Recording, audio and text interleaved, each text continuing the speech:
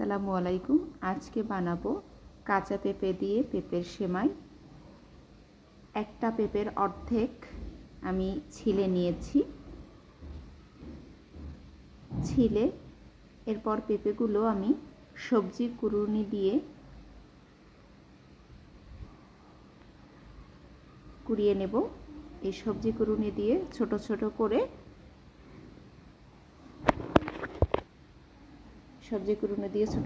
কুড়িয়ে নিয়েছি। এখন সিদ্ধ করব। চুলায় পানি দিয়ে তার ভিতরে পেঁপেগুলো দিয়ে দিলাম। ইচ্ছে করলে পেঁপেটা ধুয়েও নেওয়া যেতে পারে, আবার না ধুয়ে নিলেও সমস্যা নাই। তো ধুয়ে তারপরে 50% সিদ্ধ করতে হবে, পুরোটা সিদ্ধ করা যাবে না। আমি দেখিয়ে দিচ্ছি।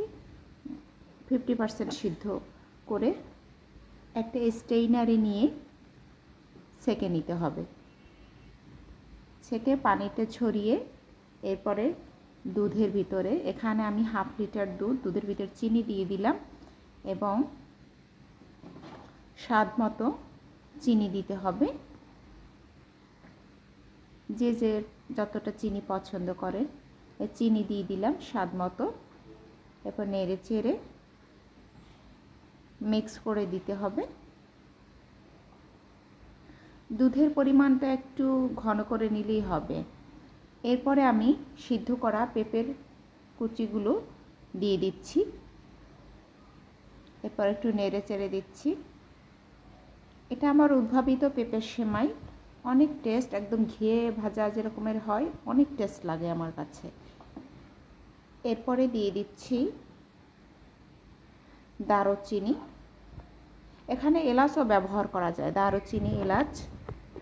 তো ভালো করে নেড়ে চেড়ে একটু ঘন হয়ে আসলে চুলাটা অফ করে দিতে হবে। এখন সার্ভ করছি গরম গরম। এই সেমাইটা গরম গরম খেতে যেমন টেস্টি এবং ঠান্ডা হলে আরও টেস্ট বাড়ে।